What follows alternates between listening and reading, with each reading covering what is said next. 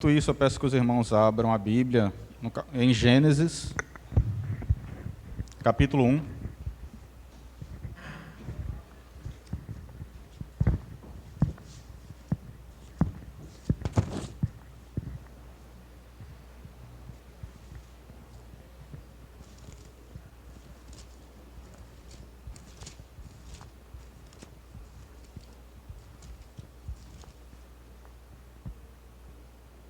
Gênesis capítulo 1, verso 1. Acho que é o texto mais conhecido, né, da igreja. No princípio criou o quê? Deus, os céus e a terra. Assim que você abre a Bíblia, a primeira mensagem que você tem acesso é uma mensagem criacionista, né? A primeira coisa que você ouve na Bíblia não é uma regra, não faça isso, não faça aquilo.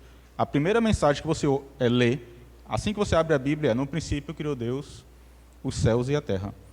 Com esse pensamento, eu gostaria de pedir que os irmãos inclinem suas frontes para a gente ter uma breve oração para iniciar.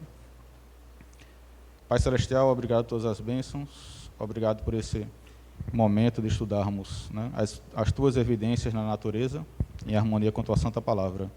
Que o Senhor nos abençoe, nos conduza através do teu Santo Espírito, em nome do Senhor Jesus. Amém.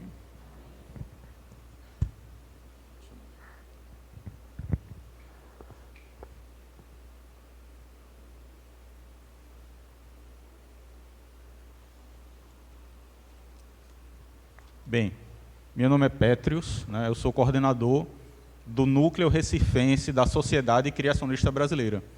Então, esse núcleo funciona lá na Igreja Central. Quem quiser participar já está convidado. A cada 15 dias nós fazemos uma reunião. E em breve eu terei a data da próxima reunião e posso comunicar para os irmãos para vocês participarem. Tá? A Sociedade Criacionista Brasileira, ela existe há 47 anos, é uma sociedade independente. E há 47 anos ela vem fazendo divulgação de material criacionista em todo o país. Então ela tem essa revista Criacionista. A primeira edição foi de 1972. Então há 47 anos atrás. Então desde então eles não pararam de publicar material criacionista. Próximo slide, por favor.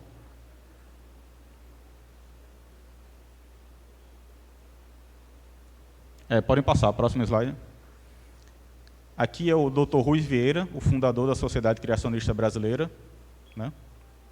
Há quase 50 anos ele vem trabalhando nesse ministério. E esse é o Dr. Marcos Natal. Ele é o atual presidente da Sociedade Criacionista Brasileira. Ambos são adventistas. E o Dr. Marcos Natal, ele é presidente do Departamento de Criacionismo de toda a divisão sul-americana da Igreja Adventista. Então, pela primeira vez, nós temos um casamento perfeito, né, entre Igreja Adventista e Sociedade Criacionista Brasileira. Aqui a equipe do NUREC, o Núcleo Recifense, da SCB. Né? Está aqui toda a equipe. Infelizmente, eles não puderam comparecer hoje, mas eles estão sempre atuando. Próximo slide. Aqui é o nosso contato por e-mail, contato@nurec.scb.org.br, e o Instagram é nurec_scb. Quem quiser nos seguir. Tá? A gente vai colocar mais material em breve. Próximo slide. Criacionismo bíblico. Essa mensagem a gente conhece, né, de longa data na Igreja Adventista. Apocalipse 14, versos 6 e 7. Temei a Deus e dai-lhe glória, pois é chegada a hora do seu juízo. Adorai aquele que fez os céus, a terra, o mar e a fonte das águas. Então, mesmo se a gente for puxar para uma questão religiosa, o livro de Apocalipse, a primeira mensagem angélica é uma mensagem o quê? Criacionista. Ela está dizendo, olha, vai chegar um juízo, então para que você se prepare para esse juízo, você deve fazer o quê? Adorar aquele que fez os céus, a terra, o mar e a fonte das águas. É um reconhecimento de que existe um Criador. Por isso que essa mensagem é tão importante para quem é adventista e para quem é de qualquer denominação cristã. Então não existe reconhecimento da autoridade divina sem reconhecer que Ele é o Criador. Não existe. Próximo slide. O tema de hoje, né, os fósseis, a evolução ou dilúvio. Está aqui o meu, não sei se eu botei meu e-mail, tem aqui para quem quiser tirar qualquer dúvida. petrosbelo05@gmail.com. Né? Eu sou arqueólogo e sou doutor em geologia sedimentar. Então qualquer dúvida relacionada à pré-história, né, à formação de fósseis, à evolução do homem, aí vocês podem mandar sua dúvida por esse e-mail aqui, ou pode tirar agora durante a palestra também. Próximo slide. O dilúvio está lá em Gênesis 7, capítulo 7, verso 11 e verso 12. No ano 600 da vida de Noé, no mês segundo, aos 17 dias do mês, naquele mesmo dia, ocorreu o quê? Se romperam todas as fontes do quê? Do grande abismo. E as janelas do céu se abriram. Guarde bem esse fontes do grande abismo, porque é bem importante, tá? Aqui embaixo tem uma descrição de Ellen White, lá em Patriarcas e Profetas. Ela se referindo ao dilúvio, ela dá alguns detalhes, ela acrescenta alguns detalhes. Ela fala o seguinte, ó, o ar se acha quente e sufocante. Seguem-se o quê? Erupções vulcânicas. E deixando estas muitas vezes de dar vazão suficiente aos elementos aquecidos, a própria Terra é o quê? Agitada. O terreno se ergue e dilata-se como as ondas do mar e aparecem grandes fendas. Quando nós olhamos a superfície do planeta Terra, ela é cheia de irregularidades. Além disso, você encontra várias cicatrizes ao longo da superfície do planeta. Não, pode voltar.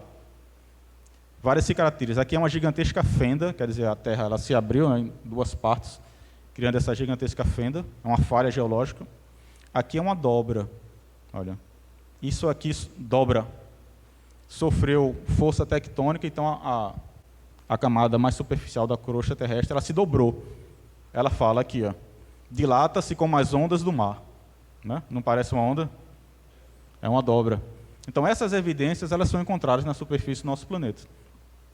Aqui, se eu não estou conseguindo enxergar bem, são as cordilheiras do Himalaia. Lá em cima, no topo das cordilheiras do Himalaia, você ainda encontra fósseis. Eu vou explicar por quê. A gente consegue encontrar fósseis lá no alto das cordilheiras. Próximo slide. Quando a gente pensa em dilúvio, né, normalmente a gente pensa em quê? Primeira coisa, água. Mas água na forma de quê? De chuva. Todo mundo pensa, dilúvio, chuva. Aquelas historinhas para a criança, mostra a chuva, né? E os animais antes indo para a arca e sendo salvos na arca. Só que o dilúvio, como a gente viu lá, tanto em Gênesis quanto no Patriarcas e Profetas, ele não foi só chuva. Porque só chuva não seria suficiente para inundar todo o planeta Terra e causar a extinção em massa de todos os seres vivos. Então, muito mais coisa ocorreu. Chuva, terremotos, maremotos, tsunamis gigantescas, muito maiores do que aquela que atingiram a Indonésia, tá? E o Japão, muito maiores, aquelas são pequenas, né, comparadas.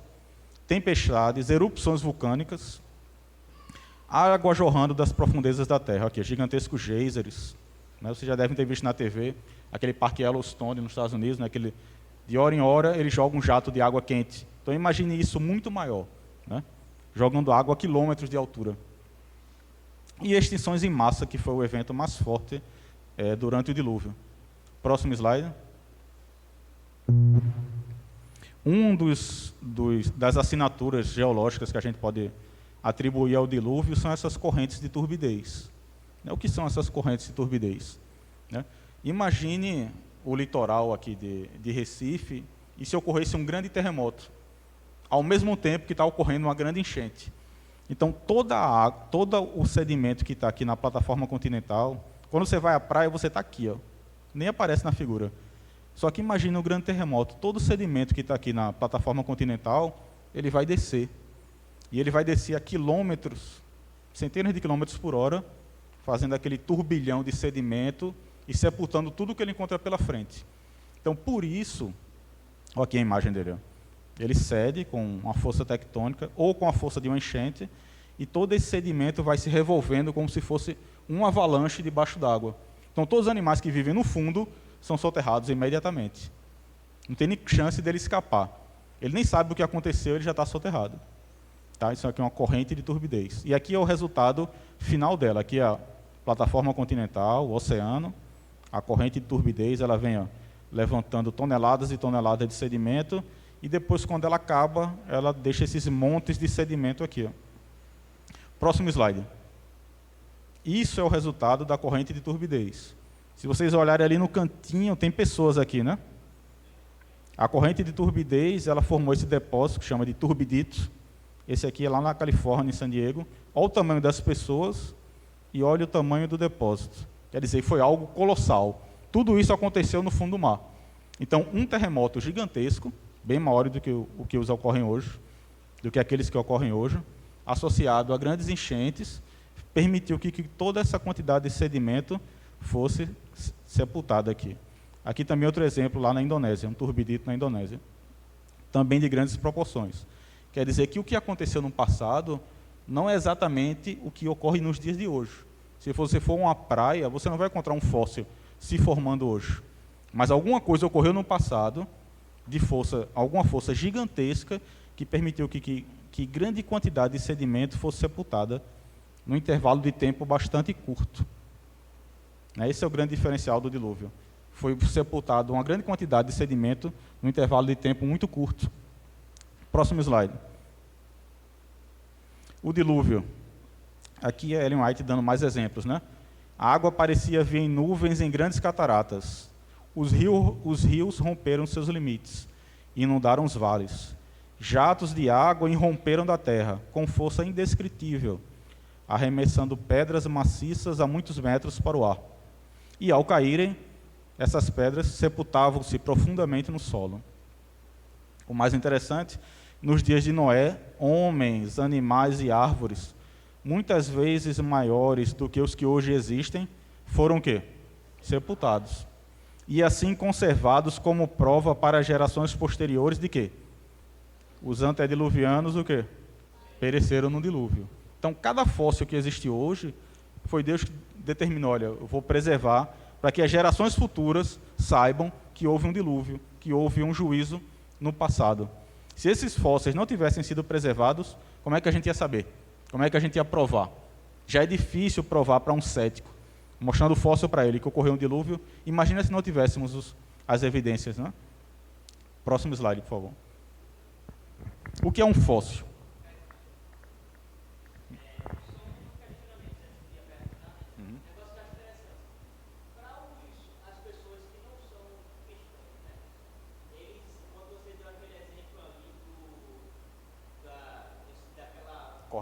Corrente e turbidez.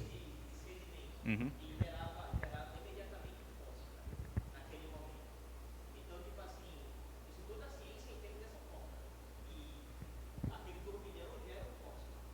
Sim, sim. Existem fósseis associados a depósitos de turbiditos, que são esses depósitos que eu mostrei. Então, o que é que a ciência afirma? Ocorreram turbiditos? Eles confirmam. O que é que a ciência afirma? Esses turbiditos podem formar fósseis? Podem. O que é que eles não aceitam? Foi no dilúvio. Entendeu? Aí que está a diferença. Então, a ciência ela vai seguindo, ó, confirmando a Bíblia, só que na hora de reconhecer, ela diz, não, eu não reconheço que foi da Bíblia. Entendeu? Você falou que era associado ao terremoto e enchente. O princípio para gerar aquele turbilhão é o terremoto ou é a enchente? Pode ser um e pode ser o outro. Só que durante o dilúvio, os dois ocorreram ao mesmo tempo. Entendeu? Então, Quando houve aquele tsunami lá, possivelmente também gerou essa situação. não, o tsunami é diferente. O tsunami é outro evento geológico. Esse aqui é uma avalanche que ocorre no fundo do mar. Então, toda a vida que habita no fundo do mar, ela foi sepultada imediatamente. O tsunami é diferente. É um tremor que ocorre, e esse tremor abala a superfície da água, e ela gera uma onda. Né? E à medida que essa onda vai se afastando do seu epicentro, ela vai ficando gigante. E aí, quando ela chega no litoral, ela sai varrendo tudo. Então, a diferença é que a corrente de turbidez, ela soterra o que está no fundo do mar, enquanto que a tsunami, ela invade o continente e soterra o que está em cima. Entendeu? Ela faz o caminho contrário. Enquanto um é por baixo, o outro é por cima. Essa é a diferença. Esclareceu? O que é um fóssil? Alguém sabe o que é um fóssil? Do latim quer dizer fósseis, extraído da terra. Então, todo tipo de vestígio de um organismo que viveu no passado e que foi preservado na rocha é um fóssil. Tá? Qualquer tipo de vestígio. São restos de organismos preservados principalmente em rochas, o quê? Sedimentares. Essas são as principais rochas para a gente aprender sobre o dilúvio. Todo o registro do dilúvio está aqui nas rochas sedimentares. Em outras também, mas principalmente nas rochas sedimentares. Para quem não conhece, né, um trilobita, aqui é um fóssil de uma folha de ginkgo, É uma planta bem antiga, que existe ainda nos dias de hoje, bem preservada a folha dela. E aqui um fóssil de um peixe. Pode ir para o próximo slide. O que pode ser fossilizado, né? Ovos podem ser fossilizados, ovos de dinossauros, por exemplo. Folhas, insetos, olha aqui. Impressões de pele também podem ser fossilizadas. Coprólitos, alguém sabe o que é? São excrementos. Então, fezes de animais que morreram no dilúvio ou antes, ela também pode se preservar. Tá? Inclusive, pelo estudo dos coprólitos, dessas fezes, você sabe o que o animal comia. Então, se ele era um herbívoro, né, você sabe, estudando aquele fóssil, se tem algum grão de alguma semente daquele tempo. Dá para saber qual era a dieta dele. Trilhas de pegadas também podem ser preservadas, né? Penas, resíduos de bactérias, os estromatólitos, ossos e dentes. Então, tudo isso pode ser preservado. Pode ir. Próximo slide. Qual o tamanho dos fósseis, né? Alguns eram gigantescos, como esse brachiosauro, do tamanho de um prédio de 4 andares. Era enorme ele. E outros eram microscópicos, como esse foramínífero aqui, ó, a escala de 10 micrômetros. Você só enxerga com um microscópio. O interessante é que tanto esse animal gigantesco quanto esse animal microscópico foram preservados. Então, alguma coisa grandiosa foi grande o suficiente para soterrar esse animal gigantesco, mas também ela foi precisa o suficiente para preservar esses animais microscópicos. Próximo slide. Onde esses fósseis são encontrados? Em rochas sedimentares, né? É bem fácil conhecer uma rocha sedimentar, porque normalmente ela tem essas camadas que a gente chama de estratificação, estratos ou níveis. Você pode ver, cada linha dessa, linhas vermelhas é uma camada, linhas amarelas são outras. Então, toda rocha formada a partir de sedimento, que é acumulado, compactado, ela é uma rocha sedimentar. Por exemplo, se a argila, essa mesma argila que o pessoal da igreja usa para passar na pele, se grande quantidade dela for transportada pelo dilúvio, sepultada, compactada, ela vai passar por um processo chamado diagênese, e a argila vai se transformar numa rocha chamada argilito. Se o mesmo ocorrer com a areia, se as águas do dilúvio transportarem areia, sepultarem, compactarem essa areia, ela vai passar por um processo geoquímico chamado de diagênese e vai ser transformado numa rocha chamada de arenito. Se for um seixo, vai ser transformado numa rocha chamada de conglomerado. Próximo slide. Outros tipos de rochas sedimentares. O carvão mineral, né, que é formado pela fossilização de árvores de antigas florestas, né, esse carvão. Aqui também é calcário, que é formado por resíduos de animais marinhos. Esse aqui é uma coquina, é um tipo de rocha também formada por resíduos de animais marinhos, só que dá para você enxergar as conchas aqui. Ó. Estão vendo? Isso aqui é uma rocha formada por conchas. E esse aqui é a lita, é uma rocha formada parecida com sal. Né? Possivelmente ela foi formada quando esses geysers começaram a jorrar água quente, e aí essa água quente, cheia de sais, ela entrava em contato com o material que saía dos vulcões, e depois de um processo geoquímico, esse material era depositado no fundo. Então existem extensas camadas de sal, como o famoso pré-sal, por exemplo. Então o pré-sal, entendido, né, a partir dessa perspectiva, ele é uma grande evidência de um evento mega gigantesco que ocorreu, que preservou uma camada de sal, e essa camada de sal serviu de barreira para que depois se formasse a camada de petróleo acima. Ou seja, o pré-sal é uma evidência bem interessante do dilúvio. Né? Próximo slide. Onde os fósseis são encontrados? Né? Eles são encontrados em bacias sedimentares. Alguém sabe o que é uma bacia sedimentar? Imagine uma bacia. Qual que é? Aquelas bacias que se usavam antigamente para lavar roupa e tal. Se você encher aquela bacia com vários tipos de areia diferentes, você fez ali uma maquete de uma bacia sedimentar. Uma bacia sedimentada nada mais é do que uma depressão na crosta terrestre, onde os sedimentos são acumulados. Ela pode estar no oceano, ela pode estar dentro do continente, no meio do continente. Então, é uma grande depressão gigantesca, onde principalmente a água transporta o sedimento e vai acumulando, camada por camada. Tá. Depósitos turbiditos também encontram fósseis, como eu falei. Né? Depósitos fluviais, que são de rios. Lacustres. cavernas e grutas calcárias, e até mesmo no topo de cordilheiras, a gente pode encontrar fósseis também. Próximo slide. Como se forma um fóssil? Né? Aí que vem a grande sacada criacionista, né? Porque quando você assiste qualquer documentário sobre paleontologia, geologia, pré-história, os fósseis são usados para comprovar o quê? A evolução. Todo documentário, pode comprar uma revista da National Geographic, que fale sobre paleontologia, está lá, evolução. Na capa já vem assim, evolução. Tudo é evolução. Só que o fóssil, para ser formado, a maioria, não todos, mas a grande maioria precisa de um elemento básico, que é a água. Então, sem uma grande quantidade de água, a gente não teria essa imensa quantidade de fósseis que existem hoje. Então, como é que se forma um fóssil? Aqui tem a ilustração, né? A, B, C e D. Primeiro, não é sempre assim, mas essa é a melhor forma, tá? Soterramento rápido. Quanto mais rápido um organismo for soterrado, pode ser um dinossauro, né? Pode ser um rinoceronte, pode ser um peixe, não importa, qualquer organismo. Quanto mais rápido ele for soterrado, melhor para a preservação. Porque quando um animal morre, né, por exemplo, se alguém já foi num sítio ou numa fazenda e viu uma vaca morta, ela não passa 10 anos ali. Não. Depois de um ano, você já não encontra mais nada dela. Por quê? Exatamente. Os próprios micro-organismos da vaca vão, né, digerindo ela de dentro para fora, vão se alimentando dela. Além disso, tem um sol, tem a chuva, tem os animais que comem carniça, que vão lá, né, e começam a devorar ela. Depois que fica só os ossos, o sol começa a ressecar os ossos, e ele vai virando um pó. Então, depois de um ano, 2, não encontra mais nada da vaca, é como se não existisse. Ela não se fossiliza.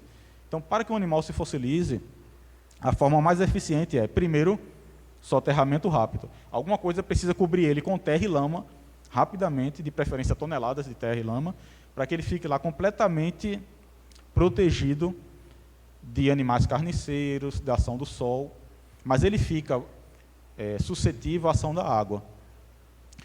O soterramento rápido ele pode ocorrer após o transporte. Por exemplo, aqui está um dinossauro na água, né?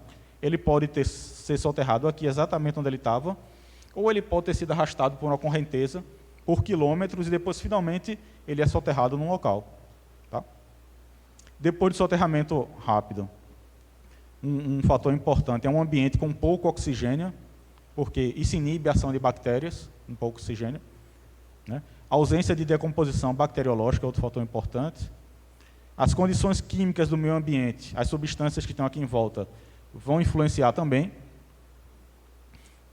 E o mais importante, a água ela tem que estar saturada de minerais. Ou seja, essa água do dilúvio, ela vem atravessando o solo, lama, terra, e ela vai acumulando minerais, acumulando. Se você pegar um copo d'água e colocar uma colher de sal e mexer, o que acontece com o sal? Ele se dissolve, você não vê o sal. Mas se você botar 20 colheres de sal, o que é que acontece? Vai saturar. Então, se você deixar aquela água evaporar, o que é que vai sobrar? O sal. Exatamente, só o sal no caso, né? Só o sedimento. Então, se essa água estiver saturada de vários minerais, não só sal, vários minerais, ela entra em contato com o solo, ela extrai todos aqueles minerais do solo, e ela entra em contato com os ossos do animal que está se decompondo. Então, nossos ossos eles são porosos. Né? Se você cortar um osso ao meio, por exemplo, você tomar uma sopa de osso, um osso de vaca, ele é todo poroso por dentro, assim como o nosso. Então, se um osso for ficar em contato com a água, ele absorve a água. Então, aquele animal que está soterrado, um dinossauro, por exemplo, a água vai entrar na parte porosa dos ossos, só que essa água está saturada de quê? De minerais. Quando essa água secar, o que é que vai sobrar? Os minerais. O osso vai ficar o quê? Mineralizado, ou seja, ele foi fossilizado. Então, para que o osso seja fossilizado, todo mundo entendeu? Para que ele seja fossilizado, ele vai precisar de água e minerais. Sim?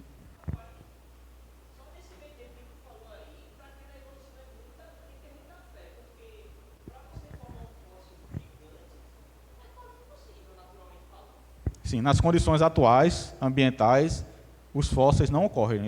Não há fóssil se formando nesse momento. Então, as condições do passado, que foram diferentes, né, com muita água, né, deve-se enfatizar isso, muita água saturada, que proporcionou essa grande quantidade de fósseis. Então, mas para poder ver que um dinossauro do tamanho de 4 andares, ele virou um fóssil, obrigatoriamente ele tem que crer que é um dilúvio. Sim, sim. Nessa situação daí, para quem tem a Sim, sim. A ciência, ela chega perto, mas ela bate na trave, sabe? Porque, assim, nós, como somos cristãos, a gente tem uma cosmovisão criacionista. E nessa cosmovisão criacionista, a gente acredita que existe Deus, a gente acredita que Deus jogou o mundo através de um dilúvio. Então, quando a gente pega essas evidências, a gente rapidamente encaixa na nossa cosmovisão. Então, para a gente é fácil de entender. Mas para alguém que tem uma cosmovisão, uma visão de mundo evolucionista, ele nunca enxerga isso. É como se ele usasse uma viseira assim, tapando a vista dele, e ele enxerga o fóssil, né, enxerga N coisas, mas não enxerga o dilúvio. Só que é como você disse, é muito evidente o dilúvio para ele ser negado.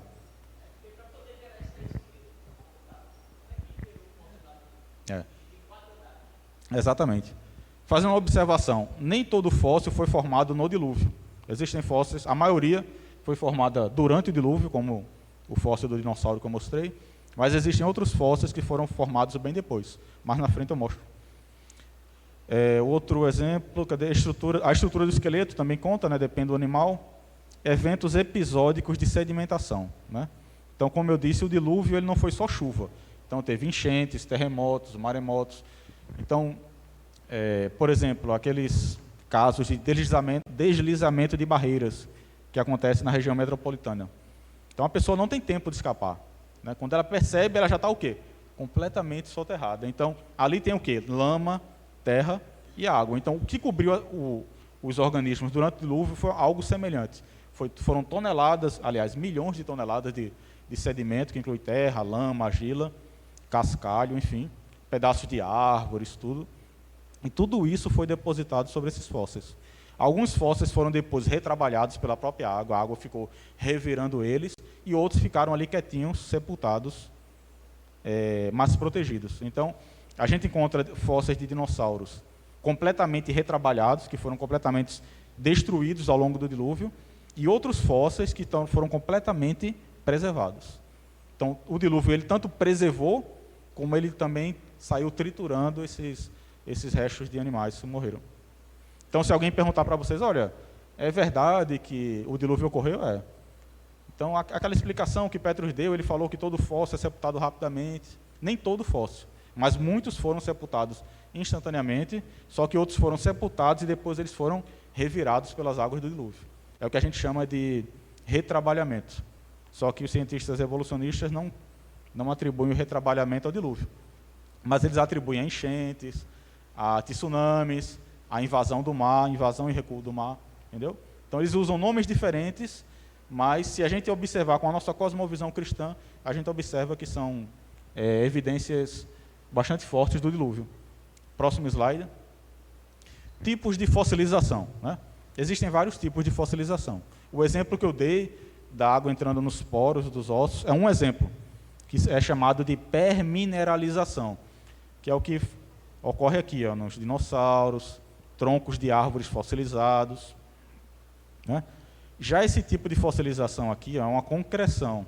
Então, esse animal aqui, esse peixe, ele foi soterrado no fundo de um grande lago, e quando ele foi soterrado, aquela água saturada de minerais fez com que a química do solo em volta interagisse com a química do corpo do peixe, que estava em decomposição, e isso criou uma camada protetora, como se fosse uma cápsula, envolvendo o peixe. Deixa eu mostrar aqui.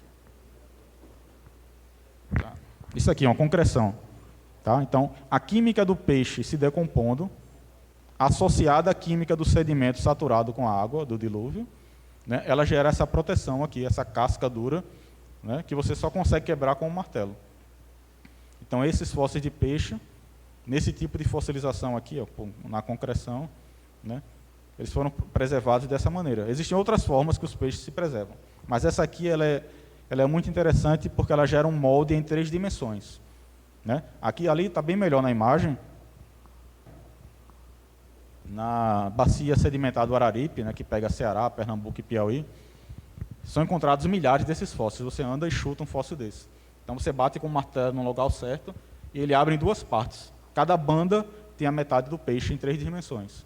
Quer dizer que ele foi completamente preservado. Né? E alguns desses peixes, quando são estudados por raio-x, tomografia computadorizada, você consegue enxergar os órgãos internos dele. Então, algo muito grande, muito rápido, preservou esses animais até o ponto de se preservar os órgãos internos. Então, é muito interessante, porque quando um peixe morre, nos dias de hoje, ou ele é comido por um outro peixe, ou ele se desfaz por completo, ele não fica preservado. Então, alguma coisa aconteceu, no caso do dilúvio, que preservou ele. Esse tipo de fossilização aqui é uma pegada, a gente chama de quinofóssil, porque o dinossauro que deixou a pegada, ele não está aqui, só está a marca dele, o iquinito. Tá? Então, isso aqui, esse tipo de fossilização é muito interessante, porque quando você pisa na areia da praia, você deixa uma pegada, né? Só que quando você sai, a pegada o quê? Desaparece. Então, em vários livros de paleontologia, tem uma pegada de dinossauro andando na margem do rio, na margem da praia, na duna do deserto. Sim, mas a pegada não fica preservada. Muito menos por milhões de anos, é impossível. Para que essa pegada tivesse sido preservada, esse solo aqui teria que estar bastante úmido, né? E depois uma camada de outro material recobriu ele e preservou. Com o passar do tempo, essa camada de cima foi erodida, ela foi completamente destruída e só restou a pegada. Ficou aqui o molde da pegada. Então, nos dias de hoje, as pegadas não se fossilizam. Nos dias de hoje seria impossível preservar. Mas, em condições diferentes, né, uma grande quantidade de sedimentos soterrando a pegada, lembrando que isso aqui estava tudo úmido originalmente, encharcado, aí se preserva. Tá? Ela secou, né, endureceu, a camada que estava em cima, protegendo ela, foi completamente erodida e restou só a pegada. Esse aqui é um fóssil de uma amonite. É um animal que vive no fundo do mar.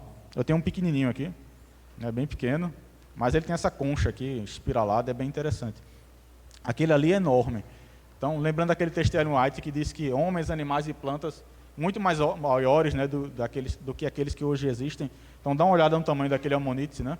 Eram espécies diferentes, mas só para você ter uma ideia de como eles tinham, né, eram grandiosos, tinham capacidade de crescer. O amonite. Aqui é um fóssil de um Eremotherium, é uma preguiça gigante. Ele é parente do bicho preguiça atual, mas é uma preguiça gigante. Aqui em Pernambuco tem muito fóssil desse animal, aqui muito mesmo.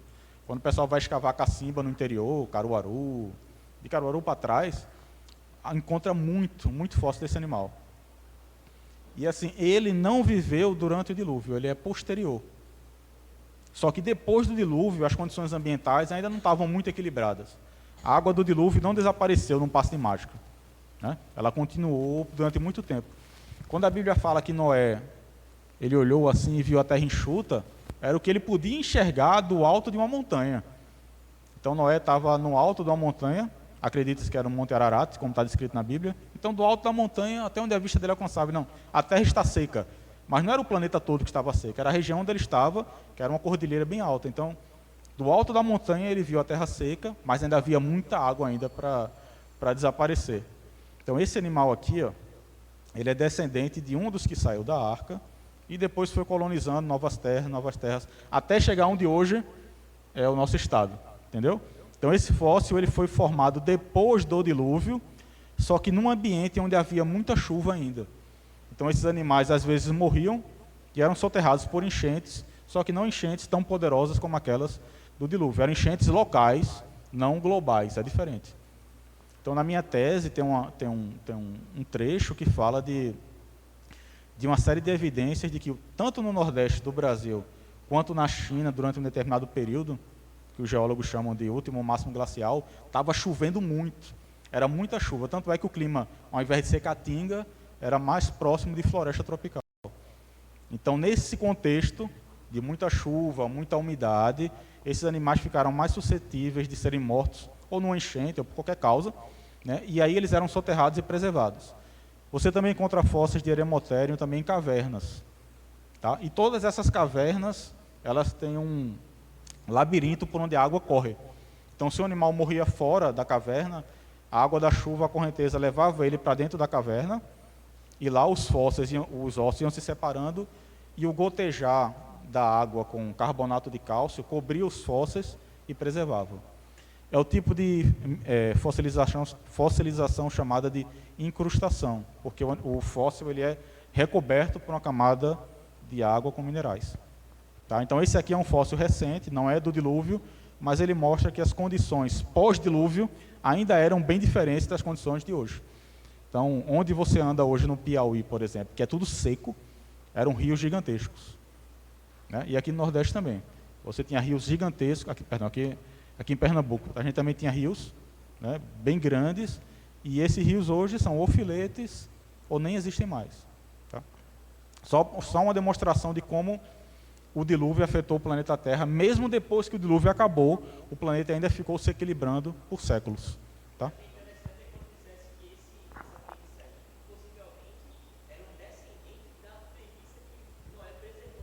Sim, sim, sim.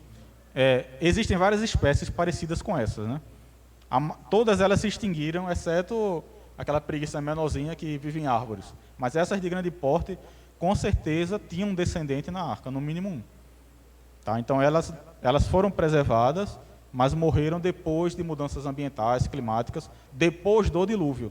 Então, se algum criacionista, algum evolucionista vier questionar vocês, dizendo, olha, assim, isso aqui não tem nada a ver com o dilúvio. Realmente, esse aqui não tem, porque ele foi fossilizado depois. Mas os dinossauros, as árvores petrificadas, os peixes, sim. Se você tiver uma dúvida, é só olhar a escala de sedimentação. Se a escala de sedimentação for gigantesca, pegar o Nordeste todo, tiver em vários pontos do globo, então foi algo que ocorreu durante o dilúvio. Mas se a escala de sedimentação for local, for dentro de uma caverna, relacionada a um rio específico, isso quer dizer que foi depois. Mas pelas espécies também dá para diferenciar. Dinossauros morreram durante o dilúvio, peixes morreram durante o dilúvio, mas esses mamíferos de grande porte, como o eremotério, mamute, mastodontes, tigres de dentes de sabre, eles morreram depois do dilúvio. Eles são descendentes dos animais que saíram da arca. Até mesmo os evolucionistas sabem que esses animais saíram colonizando o mundo inteiro. É o que chamam de grande intercâmbio da fauna. Eles saíram por ali da África, da Ásia, atravessaram o Estreito de Bering, desceram os Estados Unidos, México, Panamá, Brasil e depois voltaram. Então, esses animais são descendentes daqueles que saíram recolonizando todos os continentes após o dilúvio. Próximo slide. Isso aqui é bem interessante.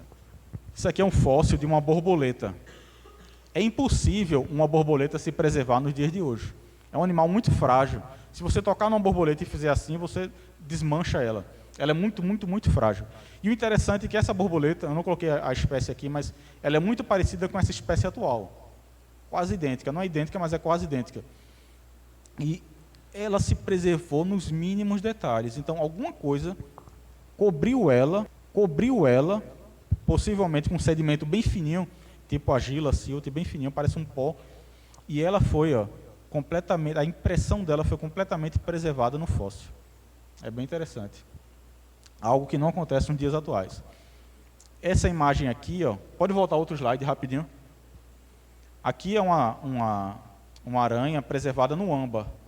Quem já assistiu os filmes da franquia Jurassic Park e tal, já viu o mosquito preservado no âmbar, né? Esse âmbar, ele é uma resina vegetal. Então, essa aranha provavelmente estava andando numa árvore, e aí essa resina que soltava da árvore envolveu ela, né? E ela ficou preservada. Tudo bem, ok. Aparentemente não tem nada a ver com dilúvio, esses fósseis de âmbar. Mas, próximo slide. Esse animal aqui, é esse aqui. É um animal marinho, ele vivia no fundo do mar. Como é que ele ia subir numa árvore e ser envolvido pelo âmbar? É impossível, né? Ele não saiu do mar, saiu andando, é um bichinho com os tentáculos, parece uma lula, um polvo, só que com essa concha espiralada. Ele não vivia fora da terra. Então, como é que ele saiu da terra, subiu numa árvore e foi envolvido por essa resina? É impossível. Isso quer dizer que essa resina estava na água. Então, duas possibilidades. Ou o mar invadiu uma floresta, e esse fóssil, né, entrou em contato com essa resina, ou as águas do dilúvio arrastaram a floresta para dentro do mar. São duas possibilidades. Ou as duas coisas. Porque existem eventos de transgressão marinha, que é quando o mar invade os continentes, e existem eventos de regressão, que é quando o mar volta arrastando tudo de volta. Todos esses eventos são registrados pela geologia. Aconteceram em vários momentos da história geológica da Terra. E aqui é um fóssil de uma flor. Né? É uma estrutura muito delicada, é uma flor extinta, e ela foi perfeitamente preservada até, olha, as estruturas dela perfeitamente preservadas. Então, algo muito preciso ocorreu, que teve a delicadeza de preservar essa pequena estrutura. Né? Voltando para aquele texto lá de Ellen White, que ela falou que Deus quis preservar para provar e tal. Se isso não existisse, os evolucionistas diriam, sim, cadê as provas de que ocorreu? Cadê os corpos? Né? Cadê os restos dos animais que foram mortos no dilúvio? Não, estão aí. Estão no mundo inteiro. Próximo slide. Isso aqui são pegadas de dinossauro. Se você observar bem aqui, ó, isso aqui são o quê? Essas marquinhas aqui, ó. Parece o quê? Parece uma praia, exatamente. Se você andar pela praia de manhã, você vê, isso aqui são marcas de onda. Não dá até para ver o sentido da corrente. Se minha vista não estiver me enganando, a corrente está assim, nesse sentido aqui, ó, vindo de lá para cá. E esses animais caminharam nessa água que estava encharcada. Eles estavam caminhando na água. Né? Então eles não estavam num deserto. Tinha água. Essas pegadas não foram formadas no deserto, foram formadas na água. E ainda que houvesse dunas aqui perto, essas dunas teriam que estar muito encharcadas para preservar uma pegada. Elas não estariam secas. Então, para que haja preservação de pegadas de dinossauros, é necessário que haja água. As marcas de onda, exatamente. As marcas de onda. Então, quando eles acabaram de passar por aqui, então provavelmente ou o mar ou um rio invadiu e sepultou muita lama por cima. E essa lama permitiu com que esse material fosse preservado. Depois essa lama secou, foi erodida e sobrou o que estava embaixo. As marcas de onda e as pegadas dos dinossauros. Próximo slide. Como se determina a idade dos fósseis, né? É muito comum se relacionar os fósseis a duas coisas. Primeiro, a evolução. Praticamente todo paleontólogo relaciona fósseis à evolução. E segundo, eles relacionam a essas datas muito antigas, de muitos milhões de anos. Então, isso sempre acontece. Foram extintos há 65 milhões de anos. Viveram há 150 milhões de anos. É muito comum. Todo mundo já ouviu isso, ou já viu na escola falar sobre isso. Como é que eles sabem a idade do fóssil? Porque quando o fóssil morre, quando uma pessoa morre, está lá. Fulano viveu, né, de tal ano a tal ano. Mas com fóssil isso não acontece. Como é que a gente sabe há quanto tempo ele viveu? Então é o seguinte, os cientistas eles usam métodos de datação radiométricos. Todos esses métodos, existem vários, tá? Geralmente a gente pensa no carbono 14, mas é apenas um, existem vários. Aqui, ó, urânio 238, chumbo 206. Quer dizer que o tempo que leva para o urânio, né, 238 se desintegrar, a meia-vida dele se desintegrar para a metade é de 4,5 bilhões de anos. Né? Então aqui vai, por exemplo, o potássio. O tempo de meia-vida do potássio é de 1,5 bilhões de anos. Aqui, o urânio chumbo. A meia-vida dele é de 704 milhões de anos. Então, eles calculam a meia-vida, ou seja, o tempo que leva para que aquele isótopo radioativo, aquele elemento químico radioativo, ele se reduza à metade. Por isso que é meia-vida. A meia-vida do carbono 14 é de 5.730 anos. Ela é bem menor. Então, como é que os paleontólogos sabem qual a idade do fóssil? Né? Para a gente entender isso de uma forma que você pode se defender de qualquer questionamento na universidade, na escola, é se lembrar o seguinte: quando a Bíblia fala, no princípio criou Deus os céus e a terra era sem forma e vazia, e o Espírito de Deus o quê? Sobre a face das águas. Se você pegar a sequência, primeiro dia, segundo, terceiro, quarto, quinto, sexto, em nenhum deles Deus diz, haja água. Em nenhum deles.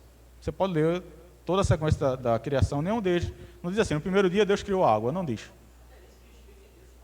Sobre a face das águas. Isso quer dizer que o planeta já existia. Então, para que o planeta exista, quando diz que não tem forma, quer dizer que ele não era, né, ele não tinha vida, ele não estava preparado para a vida. Então, para que o planeta Terra exista, a gente sabe que o planeta Terra gira em torno dele mesmo e gira em torno do quê? Do Sol. Então, o sistema solar já existia. Isso quer dizer que o universo também já existia. Então, se você raciocinar que em algum momento da sua... Deus é eterno. Deus não pode ter apenas 6.000 anos. É impossível. Deus é eterno. Né? Deus ele não tem um começo e nem um fim. Ele é eterno. Então, em algum momento da sua eternidade, ele criou o universo. Só que o livro de Gênesis, quando fala primeiro dia, segundo dia, terceiro dia, ele está falando do momento em que Deus preparou o nosso mundo para nos criar, para ter vida, exatamente. Ele não está falando da criação do universo. Ele não está falando da criação dos anjos. Ele não está falando da criação dos outros mundos habitados que Ellen White fala. Ele está falando especificamente da nossa criação. Então ele pegou um planeta que já existia, num sistema solar que já existia, onde já existia água, que é um elemento básico para quê? Para a vida, e ali ele preparou tudo aquilo que ele já tinha criado, não sabemos exatamente há quanto tempo antes, e ele preparou para receber vida. Então, se você pegar esse raciocínio, é bem mais fácil de entender. Então, se algum evolucionista disser para você, eu não acredito na Bíblia porque o universo tem 14 bilhões de anos. Não tem problema. Deus é eterno, ele pode ter criado esse universo quando ele bem quis. Então, não importa se o universo tem 14 bilhões de anos. Ah, mas o planeta Terra, as rochas, tem 4,5 bilhões de anos. Sim, não importa, não tem problema. Porque a vida foi criada há poucos milhares de anos atrás. Entenderam a diferença? Então, nós temos um universo bem antigo, e as evidências químicas, astrofísicas, confirmam que o universo é antigo. Né? Por exemplo, para que haja chumbo, né, são bilhões de anos para existir chumbo. Tinha que ter existido antes o urânio 238.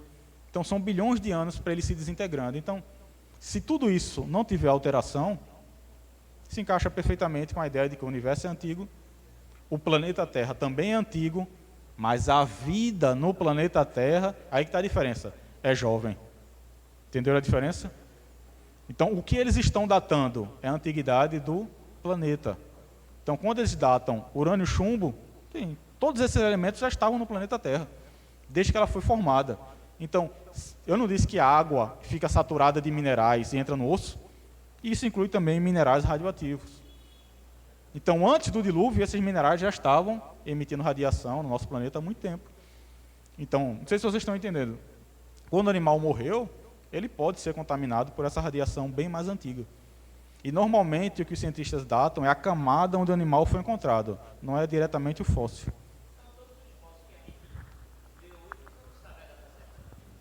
A maioria exatamente não sabe.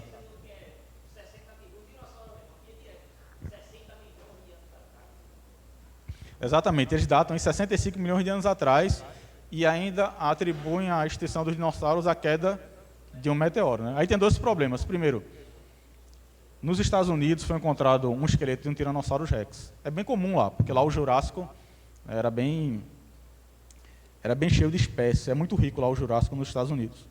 Então eles encontraram um fóssil de Tiranossauro Rex e acidentalmente o osso da coxa, o fêmur, quebrou. E quando quebrou, eles descobriram que tinha dentro do fóssil tinha um material diferente que eles nunca tinham visto. Quando esse material foi tratado em laboratório, se descobriu que era a medula óssea, ou seja, o tutano do osso. Se o animal tivesse 65 milhões de anos, ele não poderia conter matéria orgânica não mineralizada dentro dele, porque a meia-vida do carbono 14 é de 5.730 anos, ou seja, depois de uns 50 e poucos mil anos, você não acha nem átomo de carbono no fóssil. Quanto mais um pedacinho assim de medula. Então isso quer dizer que o fóssil do Tiranossauro Rex é muito mais jovem do que os 65 milhões de anos. Se ele for datado, vai dar em torno de 20 e poucos mil anos. Eles dizem que é contaminação. Eles dizem que é contaminação. Então, quando eu falei aqui que a água entra no osso, isso pode dar uma datação mais antiga, ninguém, não, isso não. Isso aí não vale não, isso aí não, eu não concordo com isso. Mas quando é o contrário, houve contaminação, porque a idade está bem recente, entendeu? Então existe... Eles dizem que foi alguma contaminação do ambiente ou alguma contaminação durante a coleta do material. Não faz sentido. Então, se ele for datado, ele vai... Se você for datar a vida de qualquer organismo, a vida diretamente, ela vai ficar na escala de milhares de anos. Pode ser 5 mil, 10 mil, 20 mil, 50 mil, mas está na escala de milhares de anos. Quando as datações são feitas com as rochas, né, você não está datando matéria orgânica, você está datando a rocha, aí ela pula dos milhares para os milhões de anos. E aí os milhões de anos eles não se encaixam com a cronologia bíblica. A gente não sabe exatamente quanto tempo passou do momento que Deus criou Adão para o momento que ele foi expulso do Éden. A gente não sabe. Existe aí uma dúvida. A gente não sabe se Adão passou 1000 anos sem pecado no Éden. A gente não sabe. Uhum.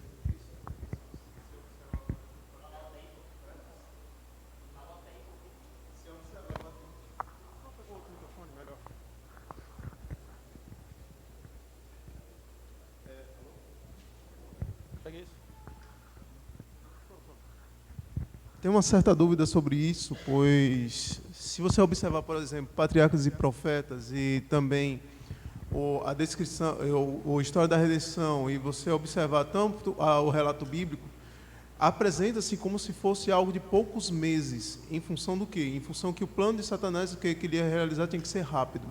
Então, o tempo que Adão e Eva teriam para se desenvolver, se a gente observar, por exemplo, na criação, foi um dia que ele foi para dar nome a uma quantidade de animais, e nesse mesmo dia foi criada sua esposa, quer dizer, no 6º dia. Então, o tempo de formação deles até a saída do Éden seriam uns 2, 3 ou 4 meses. Mas não seria algo mais do que 1 ano. Isso é algo que ainda está sendo estudado, mas pelos relatos, tanto o bíblico quanto o Espírito de Profecias, eles apoiam muito isso. É uma interpretação possível, tá? Ele pode ter passado pouco tempo, ou pode ter passado uma quantidade de tempo maior. Até porque na genealogia diz que Adão era eterno. Né? Quando Adão foi criado, ele foi criado para ser eterno. Adão não foi criado para morrer. Então, quando você é eterno, alguém conta quantos anos você tem? Não faz sentido. Só faz sentido a partir do momento que você deixa de ser eterno. Então, eu tenho 36 anos de idade, porque eu tenho um momento que eu vou nascer e eu sei que um dia eu vou morrer. Então, meu tempo de vida, ele é contado.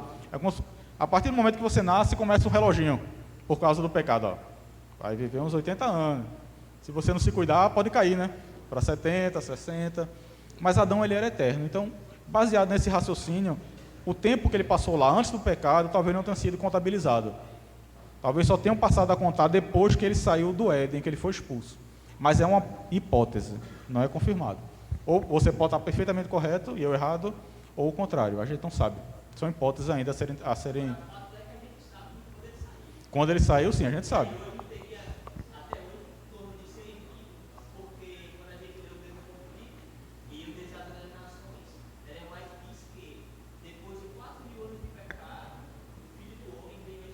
Sim, exatamente. Aí a prova que a cronologia dela é baseada após a queda do homem. Após a queda do homem. Então, esse tempo antes da queda, a gente não sabe. Eu prefiro pensar que a gente não sabe ainda o quanto tempo foi. Por isso que alguns criacionistas dizem, acho que a vida tem 10.000 anos, outros dizem que é 6, mas do pecado para cá são aproximadamente 6.000, baseado no Espírito de Profecia. Não é baseado em datação radiométrica.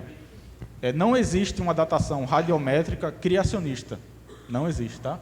A gente tem que se virar com o que tem. A gente tem que discordar do que está errado e aquilo que está mais perto do correto a gente enfatiza, como no caso da comparação que eu fiz da datação de carbono 14, da medula, que na faixa de milhares de anos, mas o osso mineralizado dava 65 milhões de anos. Então, nesse caso, você usa a cronologia que está a favor do criacionismo, né? Mas, assim, não existe uma cronologia criada por criacionistas e para criacionistas. Infelizmente, não existe. Próximo slide.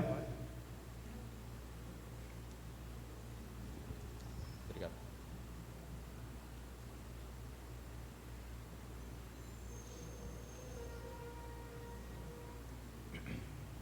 O pensamento evolucionista ele não surgiu assim no vácuo, né? Ele tem todo um histórico. Então, lá no século XVIII, tanto James Hutton quanto Charles Lyell, eles raciocinaram o seguinte: o presente é a chave para o passado.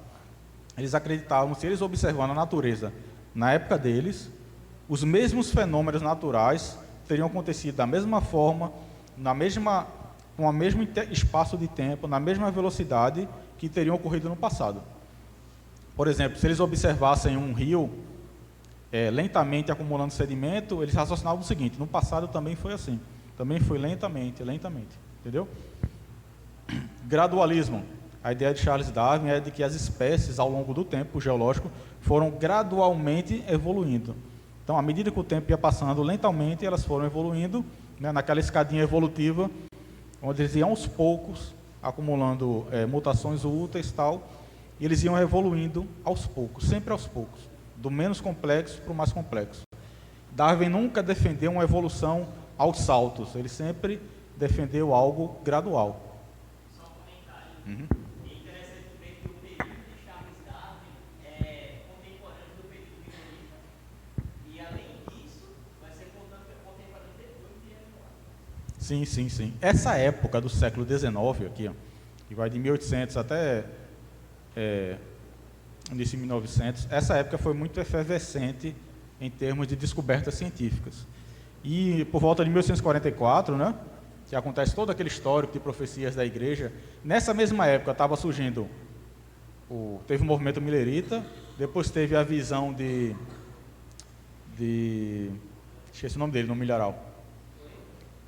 Guilherme Miller não, o que teve a visão no milharal.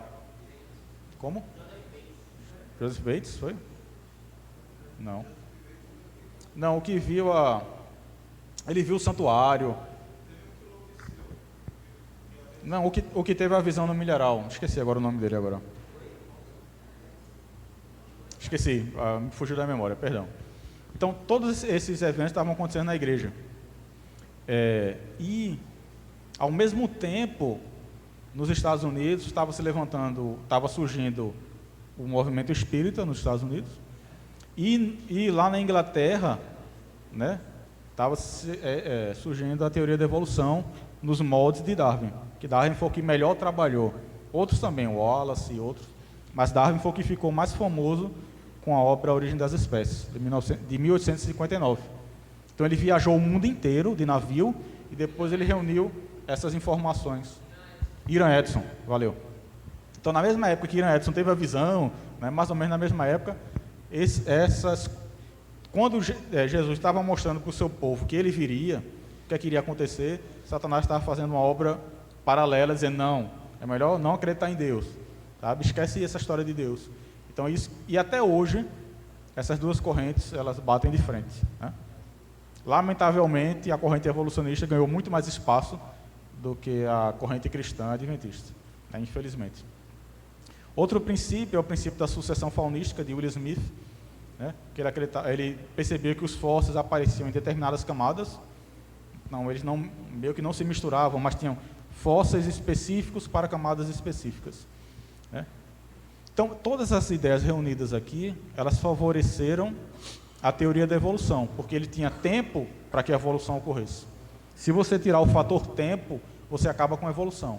É por isso que os evolucionistas insistem que aquele dinossauro morreu há 65 milhões de anos, aquele trilobita viveu há tantos milhões de anos, entendeu? A vida na Terra surgiu há 3,5 bilhões de anos.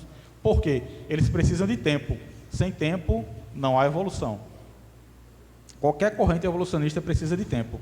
Então, quando um criacionista afirma que a Terra, não que a Terra, mas que a vida é jovem, como eu expliquei aquela diferença, a vida é jovem, o planeta Terra é antigo, mas a vida é jovem, eles não aceitam, porque aí não haveria tempo para a evolução ocorrer. Por isso que eles brigam tanto com a questão da cronologia. Eles precisam de tempo. E o mais interessante é que, mesmo que a vida tivesse bilhões de anos, seria insuficiente para que um micro-organismo evoluísse para um organismo mais evoluído, por mais simples que ele fosse. Então o planeta Terra teria que ter 50, 100, 1 trilhão de anos e não daria tempo para formar um organismo complexo como o nosso. Sim?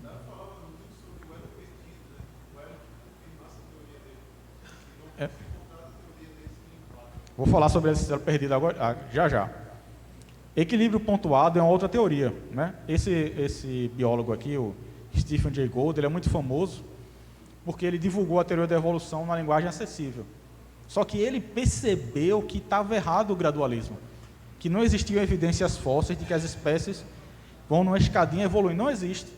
Você encontra uma espécie de um jeito aqui, ali você encontra outra espécie de outro jeito, perfeitamente formada, sem elos perdidos, sem elos intermediários.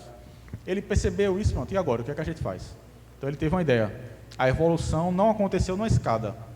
Ao invés dele raciocinar que a evolução não ocorreu, ele pensou o seguinte, ela tem que ocorrer.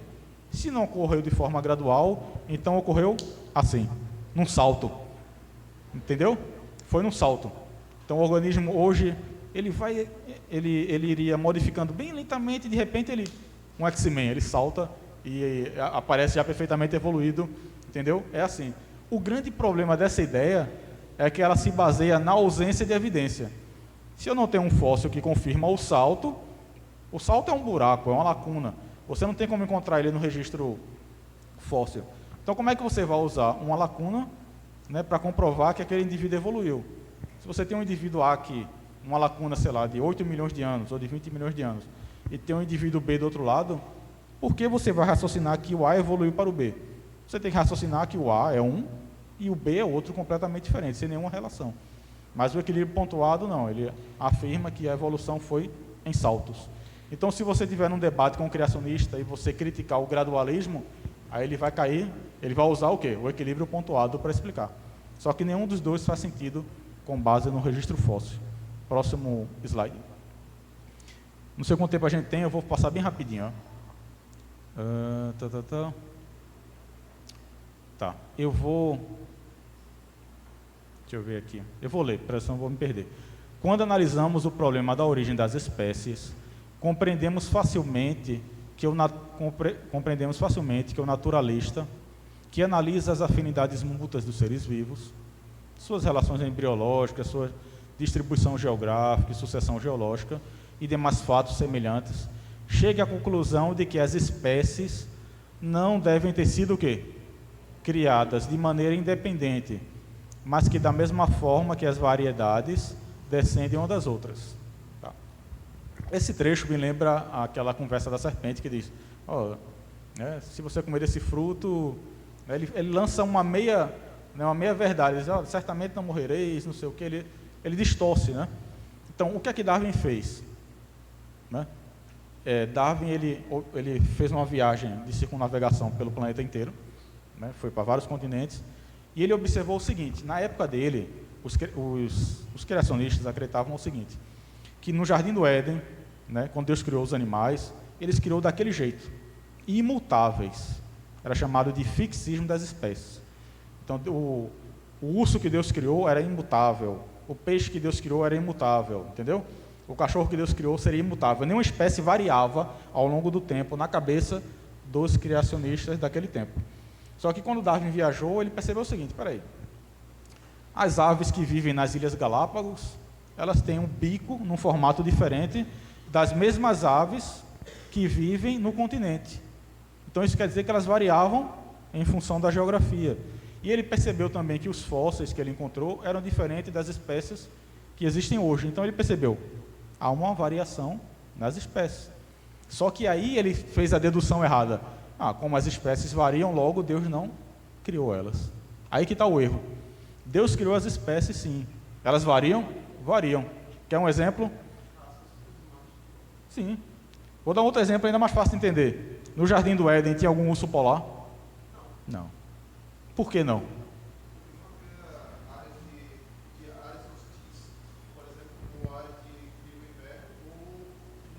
Exatamente. Então Deus criou o ancestral do urso, e depois esse ancestral variou conforme, né, mudanças ambientais, e hoje você tem o urso cinza, você tem o urso pardo, você tem o urso panda, você tem o urso polar que vive numa região fria, onde ele é completamente branco, tem uma camada espessa de gordura. Se você pegar um urso polar e botar em Recife, ele morre, porque ele é adaptado para aquele clima polar. Então Deus não criou o urso polar, mas ele criou o ancestral do urso, de todos eles, entendeu a diferença? E Darwin percebeu isso, só que ele tirou Deus da equação. Não, então Deus não criou nada. As espécies não foram criadas. Vou dar outro exemplo. Quando Adão e Eva foram expulsos do paraíso, o que aconteceu com as plantas? O quê? Sim, morreram, mas aconteceu outra coisa também. Começaram a produzir espinhos e cravos. Né? O que é um espinho? É uma folha modificada. O espinho é uma folha modificada. Né? Para a planta não perder umidade, né, e também uma estrutura de defesa. Na caatinga ela é cheia de espinhos, porque se ela ficar frondosa, as folhas vão secar com o sol, mas o espinho preserva a umidade. Então, o espinho é uma prova de que as espécies o quê? Variavam, elas se adaptavam ao ambiente. Mas isso não quer dizer que Deus não criou as plantas. Entenderam a diferença? A capacidade que as espécies têm de variar não quer dizer que elas não foram criadas. Você pode falar em evolução, bastante atenção, você pode falar em evolução dentro de certos limites. Por exemplo, um peixe pode evoluir, entre aspas, para um peixe. Um réptil pode evoluir, entre aspas, para um réptil. O que não vai acontecer é o peixe evoluir para um réptil, que é o que eles querem empurrar para a gente de todo jeito. Né? Que o réptil evoluiu para um mamífero, que é absurdo. Como é... Não era a mesma coisa, mas assim, Deus criou... Eu não sei, por exemplo, naquelas ilustrações da Arca de Noé, tem lá um elefante, tem uma girafa na arca, né? Eu não sei se os animais eram daquele jeito na época. Eu não tenho como saber. É.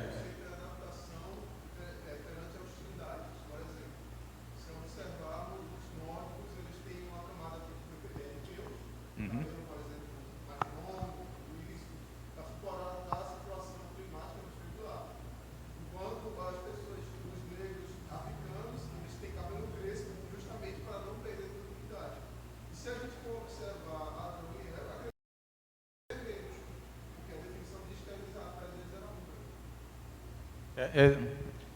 Vamos por partes, né? Voltando. Qual foi? Tu tinha falado uma coisa também, foi? Não, eu estava pensando nisso, já que fosse um animal comum, por exemplo. Sim, um elefante. Você citou o exemplo do elefante. Tá, eu vou voltar para ele aqui. Exatamente. Deus criou a espécie ancestral. Por exemplo, o ancestral de todos os tigres. Né? Provavelmente eles não tinham aquelas presas enormes. É porque Deus queria ele com presas enormes se eles não comiam carne.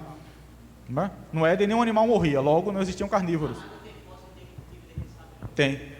Mas provavelmente, porque não houve um tempo de pecado entre o pecado de Adão até o dilúvio, nesse meio tempo as espécies já foram mudando, entendeu? Teve esse intervalo de tempo. Então, Adão e Eva eram perfeitos.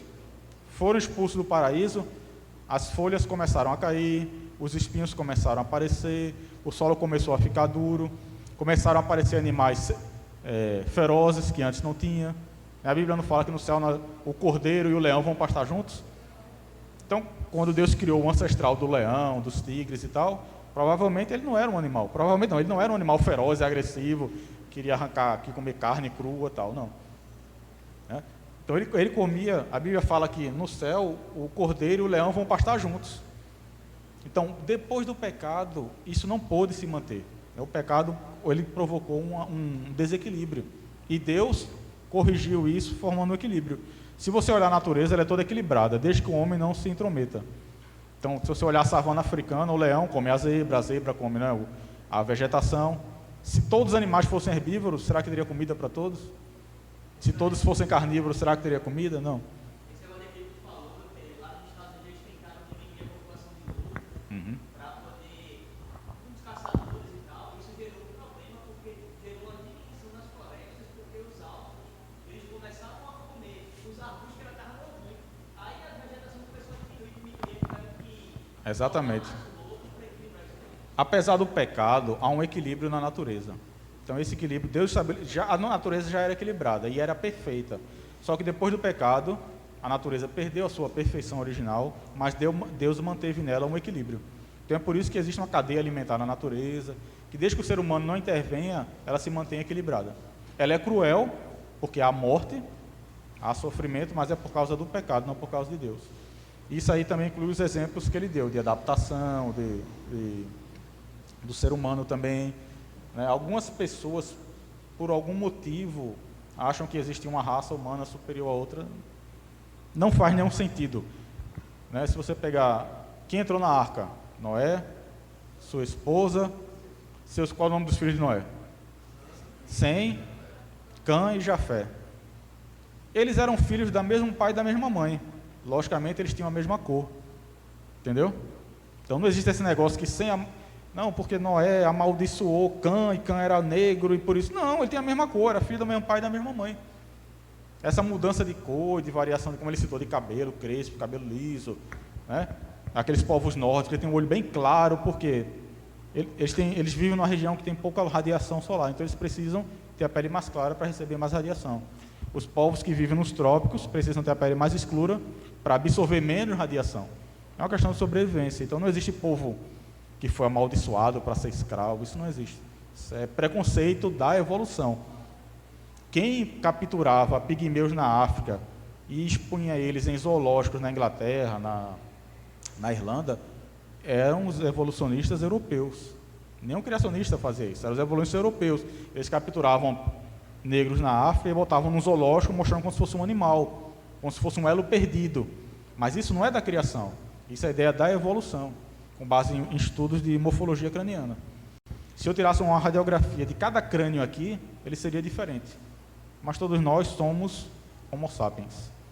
Mas há algumas características do queixo, do desenho do crânio, dos dentes, por exemplo, os indígenas têm um tipo de dente incisivo ligeiramente diferente, mas todos nós somos Homo sapiens, com algumas variações. Entendeu? Deus criou o ser humano, provavelmente, se nós fôssemos comparar um homem de 1,90 m, loiro dos olhos azuis, um pigmeu africano, e comparássemos ele a Adão, ambos estariam igualmente distantes de Adão.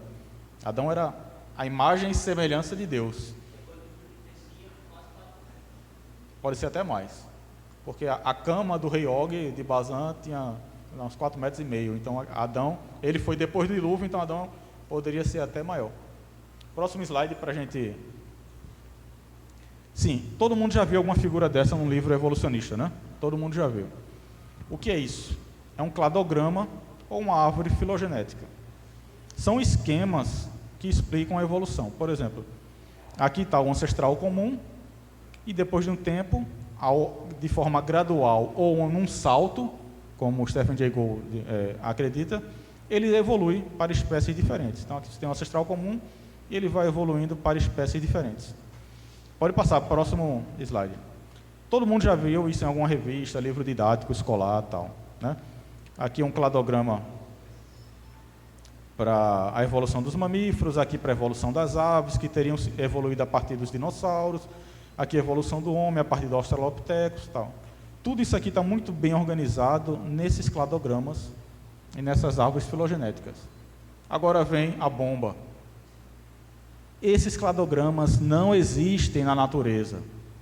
Tudo que você está vendo aí são construções hipotéticas. Nas camadas fossilíferas não há essa sequência evolutiva. Você não encontra o Australopithecus aqui e depois acima o outro, numa escada evolutiva até chegar no Homo sapiens. Você não encontra a ave no final de uma sequência evolutiva do dinossauro. Tudo isso aqui são criações hipotéticas tentando explicar como esses animais evoluíram. Mas na natureza isso não é encontrado. Só que nos livros deveria ter uma nota de rodapé explicando isso, mas não tem. Eles não dizem, é uma construção hipotética baseada na análise da morfologia, não. Eles já apresentam como se fosse algo real. Tanto é que isso é feito por computador. Você pega um programa específico e digita, eu vou considerar que o animal mais primitivo tem tais características. Por exemplo, dentes pequenos, aí você digita lá, dentes pequenos. Eu vou considerar que o animal mais primitivo tem outra característica, aí você digita lá. Então, o computador vai criando várias árvores. Aí você escolhe uma daquelas e publica no seu trabalho. É assim que funciona. Claro que os taxonomistas fazem um trabalho muito criterioso e tal, não estou desrespeitando o trabalho deles. Mas a lógica é que isso aqui é hipotético, não é natural, não está na natureza, entendeu? Por mais bem feito que eles façam o trabalho, por mais dados que eles utilizem, dados genéticos, morfológicos, etc., e essa sequência não é encontrada na natureza. Exatamente. Na sequência das camadas fossilíferas, se isso fosse verdade, quando você fosse fazer um perfil, né, de um sítio paleontológico, estaria lá toda essa sequência bonitinha assim nos fósseis. Não está, não existe.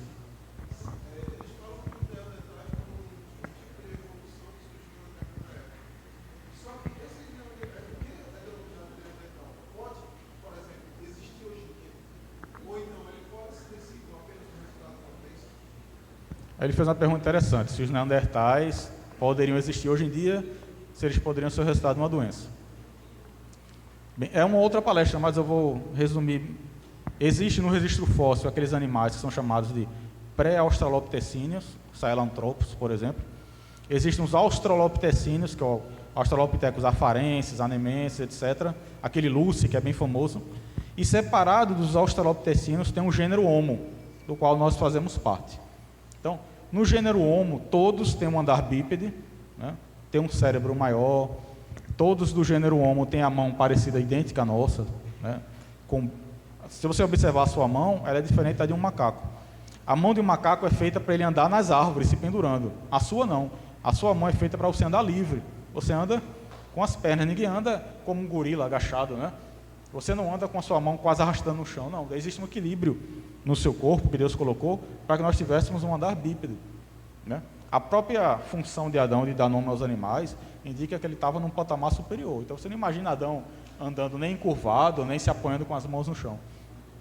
Então todos os indivíduos que pertencem ao gênero Homo têm essas mesmas características que nós. Muda o quê? Às vezes o tamanho da caixa craniana é um pouco menor, o formato do queixo muda, o formato do nariz muda, às vezes eles têm uma torus supraorbital, que é, principalmente nos homens, se você colocar a mão assim, você sente que tem uma saliência óssea aqui. Nas mulheres quase não tem, mas no homem tem gente que tem até mais pronunciado, como se estivesse assim, né? Fazendo carrancudo, mas é uma proteção óssea aqui. Então, em alguns indivíduos do gênero Homo, isso é mais forte, em outros, como Homo sapiens, não. O mais interessante é que eles coexistiram, eles viveram ao mesmo tempo. Então, aquela imagem ali, ela não faz muito sentido, porque eles estavam, quer dizer, até faz, eles estão até considerando a coexistência aqui, ó, de alguns. Então, eles viveram mais ou menos no mesmo tempo, né, tinham variações geográficas, mas viviam no mesmo tempo. Qual é a diferença de um Neandertal para nós? É que o Neandertal é adaptado para regiões frias. Então, se você olhar alguém que vive no Quênia, ele é bem magrinho, corre pra caramba, né? Os quenianos dão uma surra nos brasileiros todo ano na São Silvestre, porque eles já são adaptados. Eles não fazem como a gente, eu vou pegar um ônibus, vou pegar um Uber. Não, eles vão para um lugar, eles vão caminhando no meio da savana. Então, o organismo dele é preparado para ambientes quentes, mas o Neandertal não. O Neandertal era adaptado para regiões frias. Então, se você vive numa região fria, você não pode ser muito comprido, porque as extremidades não vão receber sangue suficiente quente. Então vai necrosar, você precisa ser mais atarracado, né? E mais assim, trucado, porque você distribui melhor o calor pelo corpo. Outra diferença do Neandertal é que ele não tem essa pontinha do queixo aqui, ó. Era mais liso assim, pronto. Fora isso, é idêntico a gente. Ele só estava adaptado ao frio. Mas ele fazia ferramentas, eles tinham rituais de sepultamento, etc, etc. E existem algumas teorias que mostram que o Neandertal, ele cruzou com o Homo sapiens e ele ficou diluído na genética do Homo sapiens. Então, segundo esses estudos na Europa, ainda é possível encontrar pessoas que têm o DNA dos Neandertais. Uma prova que são da mesma espécie. Sim, é um homem normal, só que era adaptado ao frio, tá? Entendeu? Então, o Erectus, o Ergaster era adaptado a regiões mais quentes. Então, a diferença é só essa. Diferente do Australopithecus, que era um macaquinho pré-histórico. Só isso. Todo aquele alarde que ele é ancestral do homem não é verdade, porque a característica anatômica de um Australopithecus, ele era desse tamanho, e ele tinha os braços bem compridos, os dedos deles o osso do dedo, as falanges, eram encurvadas, para eles se pendurarem nas árvores, né? E a forma de locomoção dele era braquial, arbórea, ele se locomovia pelas árvores. Quando ele precisava, ele descia de uma árvore, andava um pouquinho de pé, e depois subia em outra árvore, como um chimpanzé faz. Um chimpanzé num circo, ele faz isso, ele se levanta e fica batendo palma assim, né? Nem por isso ele tem um andar bípede como o nosso, é diferente. Até o ângulo da posição do fêmur é diferente. Existe uma proporção no nosso fêmur para permitir esse andar bípede mais fluido que a gente tem. Então existe uma lacuna muito grande do Australopithecus para o gênero Homo. Então praticamente todos ali que estão no gênero Homo, talvez alguma ressalva para o Homo habilis, porque tem umas incoerências ali no Homo habilis, mas o Homo erectus, o Homo ergaster, o Homo de Neandertal, o Homo floresiensis, que era bem pequenininho, do tamanho do Australopithecus, mas a sua estrutura era como a nossa, só que ele era pequeno, bem pequenininho. Sim, ele não tinha microcefalia, o Neandertal, tá? Ele não era microcefálico, nem mesmo o Homo floresiensis, que era bem baixinho, ele também não tinha microcefalia. Embora ele tivesse a cabeça pequena, mas ele era todo proporcional. A microcefalia é uma patologia que faz com que o crânio, né, não se desenvolva. O Homo floresiensis, embora fosse bem pequenininho, ele tinha capacidade cerebral parecida com a nossa. Fazia ferramentas, caçava animais, enfim. Era como a gente, só que era pequeno, porque ele vivia em ilhas. E numa ilha existe um fenômeno chamado de nanismo insular. Nanismo insular. Aquele grupo fica isolado, não tem muita variabilidade genética, então eles não crescem muito. É por isso que nas ilhas lá da Indonésia os elefantes são pequenininhos, porque eles não têm como se desenvolver mais. Já os lagartos são enormes, como o dragão de Komodo, por exemplo. E o Homo floresiensis caçava o dragão de Komodo. Próximo slide. Bem, isso aqui é só para mostrar que quando o animal morre, ele se deteriora completamente. Tá? A gente não tem tempo para discriminar aqui, mas a tafonomia é a ciência que os criacionistas podem utilizar para demonstrar que esses animais foram sepultados no dilúvio. A tafonomia ela estuda o que ocorre com o animal do momento que ele morre até o momento que ele se fossiliza. Então o animal aqui nasceu, morreu, decomposição, desarticulação, que é quando as partes do corpo começam a se soltar, transporte, quando ele é levado pela água, soterramento, retrabalhamento, soterramento final, fossil-diagênese, que é quando ele é fossilizado, soerguimento, que é quando o fóssil que está lá embaixo, alguma força tectônica levanta ele e põe ele lá em cima. Próximo slide. Né? Coluna geológica. Né? Isso aqui você encontra em qualquer livro didático. Se você observar bem, ela é bem subdividida. E o interessante é que o que está mais embaixo é mais antigo. Tá? É sempre considerado mais antigo. O que está mais em cima é mais recente. O ser humano está lá em cima. Aqui, ó. E esses animais marinhos aqui estão aqui embaixo. No pré-cambriano, deixa eu ver, não estou nem conseguindo ver os números aqui, mas do cambriano em diante são 500 milhões de anos, a partir de 500 milhões de anos. Se vocês observarem bem, o que está embaixo são organismos marinhos, não é? E o que está mais em cima são organismos terrestres, não é? Se houvesse um dilúvio hoje, o que ficaria lá embaixo soterrado? Seríamos nós ou os peixes? Então, a lógica é a mesma. Então, essa escada, essa coluna geológica, ela reflete os ambientes em que esses animais foram soterrados quando o dilúvio ocorreu. Tanto é que ela varia de continente para continente. Ela não é uma sequência linear. Então, onde tem animais marinhos vivendo no fundo do mar, eles foram sepultados lá no fundo do mar. Onde havia anfíbios que viviam entre a terra e o mar, eles foram sepultados mais acima. Onde havia mamíferos, eles foram sepultados mais acima, e assim por diante. Entendeu? Então, essa sequência ela não é evolutiva, ela é uma sequência perdão, ela é uma sequência que reflete o meio ambiente e a sequência sedimentar do dilúvio. Tá?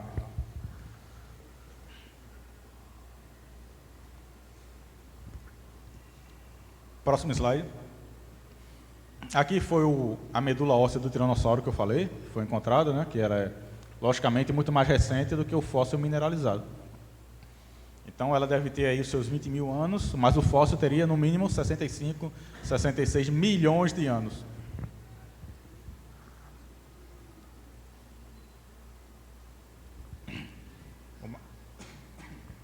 O mais interessante é que eles jamais deixariam publicar na Science que isso aqui é recente e o fóssil antigo. Tanto é que a Science não datou. Se datou, guardou para ela, não publicou. A datação desse material. Isso aqui foi de um fêmur de tiranossauro. O tiranossauro tem 65 milhões de anos. Mas esse material é muito recente. E a Science não publicou a idade do material. Entendeu? Ela publicou a idade do dinossauro, da parte mineralizada. Mas dessa parte de dentro ela não publicou. Exatamente. Então ela não publica, porque se publicar vai gerar um choque de cosmovisões, né, de interpretações. Próximo slide.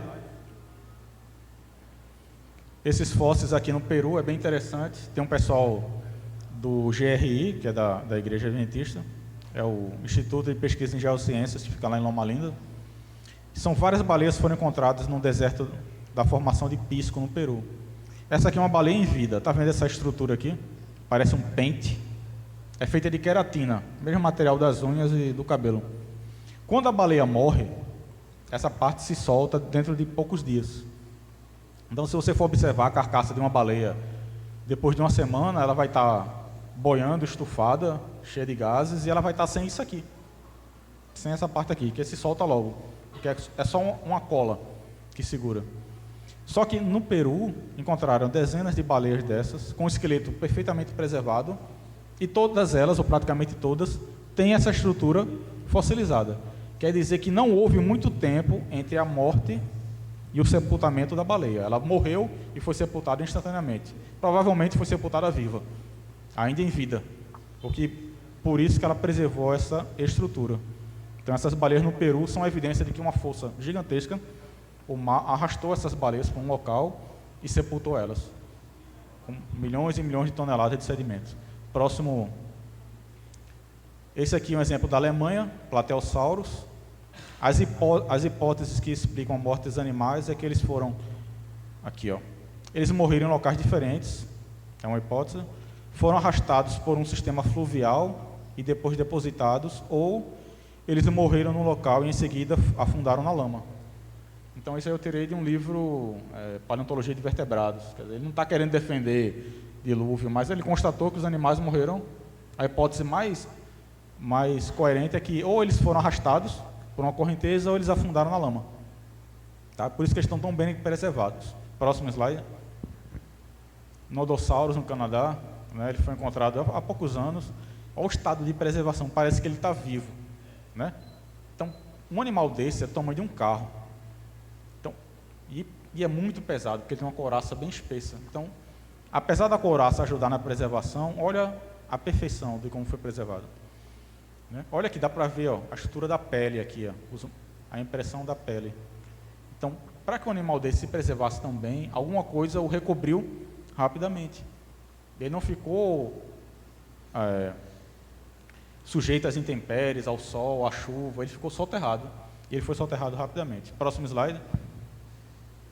Aqui é um dinossauro bico de pato, hadrossauro, ele está mumificado. Quer dizer que essa carcaça foi encharcada e quando ela secou, ela ficou assim, ó, ressequida. Parece uma múmia, né? Por isso que a gente chama de mumificado. Aqui, ó, o restante da pele, a pele ainda ligada às costelas. Então, um processo de mumificação.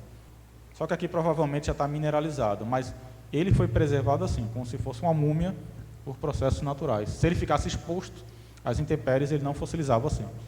Próximo slide. Fósseis vivos. Um grande golpe na teoria da evolução. Esse aqui é o selacanto. Eu lembro desse peixe desde o meu primeiro período na faculdade. É muito interessante porque esse peixe tem entre 350 e 400 milhões de anos. Está aqui o fóssil dele. Ó. Só que ele foi encontrado vivo.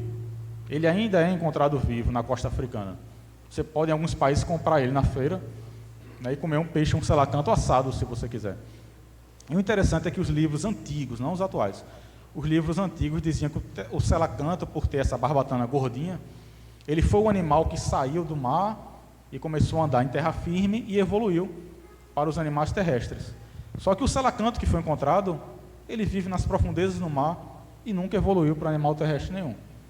Mesmo se você pegar a cronologia de 400 milhões de anos, ele teve 400 milhões de anos e não evoluiu nada, e ele é encontrado do mesmo jeito. Esse aqui é o tuatara. Esse lagartinho ele conviveu com os dinossauros na mesma época e ele ainda é encontrado vivo na Nova Zelândia. Então esse lagartinho com certeza estava lá dentro da arca, foi preservado na arca, né? E depois ele saiu e encontrou um ambiente lá na Nova Zelândia onde ele se adaptou bem. Esse aqui é o caranguejo ferradura.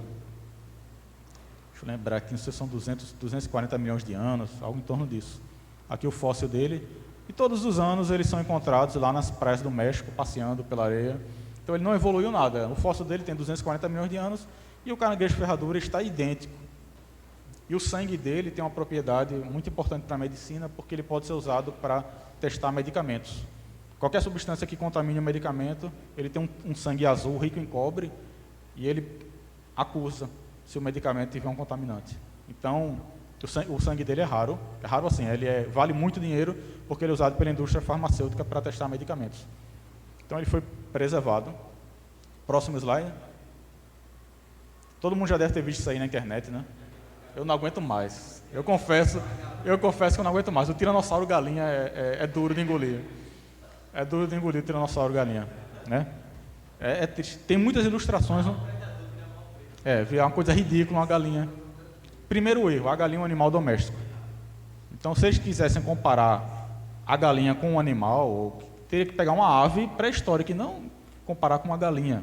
Se quisesse comparar o tiranossauro com uma ave pré-histórica, pegasse uma ave pré-histórica, mas não uma galinha, né? Então, foi feito um estudo por esse pesquisador aqui, Bell, está lá nas referências, e ele constatou que a pele do tiranossauro era escamosa, como a de um crocodilo, não tinha penas. Então, se vocês virem o tiranossauro galinha na internet, tá? Já foi comprovado que não existe. Ele tem uma pele escamosa como a de um crocodilo. Existiu. Ele foi um animal que conviveu com o homem depois do dilúvio. É uma ave, dodô. É maior do que uma galinha. Mas ele foi extinto, não sei se foi do século XIX, eu acho. Né? Tem outros animais, como o tigre da Tasmânia, que foi extinto no século XIX. Tem algumas espécies que foram extintas mais recentemente. Mas são todas elas depois do dilúvio. Esse aqui, o Sinosauropteryx, ele é um pequeno dinossauro. Né? Ele lembra muito isso aqui. Ó. Esse aqui é uma réplica de um crânio de um Deinonychus, ou de um Deinonychus, como preferir. Então, a ideia dos evolucionistas é que um animal parecido com esse, né, um pouco menor, ele evoluiu para as aves atuais. Então, você imagine as aves com aquela estrutura de bico, tal, penas. Então, você olha o crânio desse animal, aí compara com o crânio de uma galinha, por exemplo. É muito diferente, é completamente diferente. Então, a ideia é de que esse animal evoluiu para uma ave. Por quê? Porque nas costas dele é encontrada uma estrutura, parece uns fiapinhos. E os evolucionistas afirmam que esses fiapinhos eram protopenas, eles iam evoluir para penas. Só que tudo bem, você poderia até, o cara é geneticista, trabalha com taxonomia, você poderia até engolir. Mas o problema é que essas aves, esse dinossauro, ele coexistiu com as aves com penas, com bico e tudo. Então, na mesma época que ele vivia na China, existiam aves iguaizinhas às de hoje. E existiam aves também com dentes. Então, você tinha aves com bico, como as de hoje, você tinha aves que tinham dentes, que existiam na mesma época que esse dinossauro, como o Archaeopteryx, que está aqui, ó. Não sei se dá para todo mundo ver, né? Ele tem um crânio pequeno, mas ele tinha dentes bem pequenininhos, né? Aqui as asas, as penas, a cauda dele era uma cauda óssea, mas ele era uma ave que se extinguiu. Hoje em dia não existem mais aves com dentes, tá? E com essa cauda óssea, mas na época do dilúvio existia. Então essas aves foram extintas. Só sobreviveram nos dias de hoje as que têm bico. Eu não sei porquê, mas o fato é que apenas elas sobreviveram. Mas comparar a estrutura desse animal, né, com a estrutura de um crânio assim, né, é muito forçoso. E muitos livros didáticos mostram passo a passo de como esse crânio evoluiu. Né? No caso aqui é um dinossauro, mas eu vou usar como exemplo para outros. Existem exemplos em livros didáticos mostrando como um crânio de um réptil evoluiu para um mamífero, e como o crânio de um réptil evoluiu para uma ave. Então é bem forçado, mas é transmitido de forma tal que todos os alunos acreditam. Né? É certo aqueles que estudaram criacionismo e tal, têm uma visão diferente. Próximo slide. Olha aqui, o Archaeopteryx, aqui dá para todo mundo ver, ó, o crânio dele pequenininho, os dentes, né, foi encontrado na Alemanha. Ele foi encontrado mais ou menos na época que estava tendo uma grande polêmica na Inglaterra, se era evolução, criacionismo. E um paleontólogo, agora fugiu o nome, que estudou esse fóssil, disse, não, esse fóssil ele é um tipo que Deus criou, um tipo básico que Deus criou, né, para todas as aves, por isso que é chamado Archaeopteryx. Que era um tipo básico. Né? Depois isso aqui foi usado para confirmar a evolução, mas é apenas uma ave que existia e que não existe mais. Não é uma forma de transição.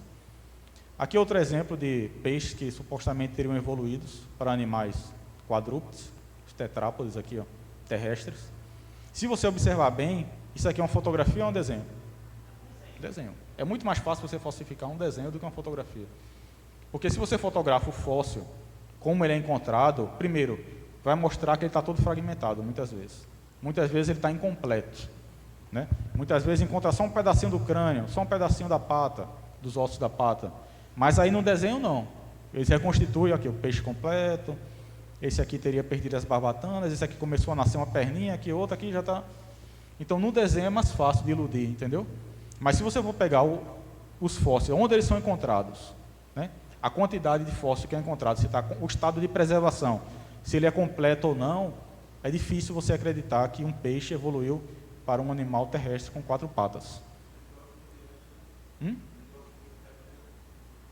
É porque os répteis seriam a base praticamente para todos os animais terrestres, mamíferos e aves.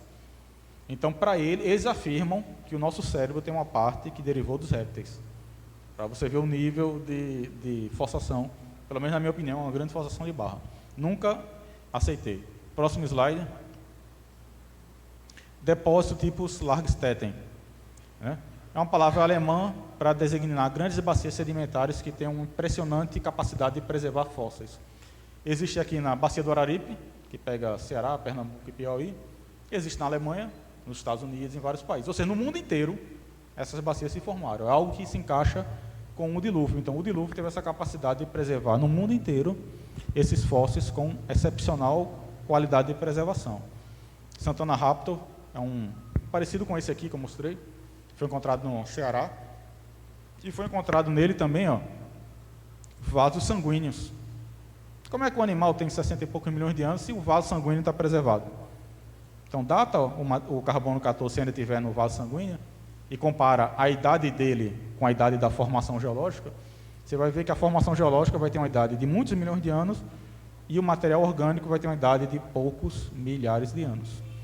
Mas esse tipo de pesquisa, com essa justificativa criacionista, jamais passaria por uma banca de defesa numa universidade pública ou privada. Porque a banca seria evolucionista e não, você vai querer confirmar a criação, então jamais o governo iria pagar para você fazer uma pesquisa dessa.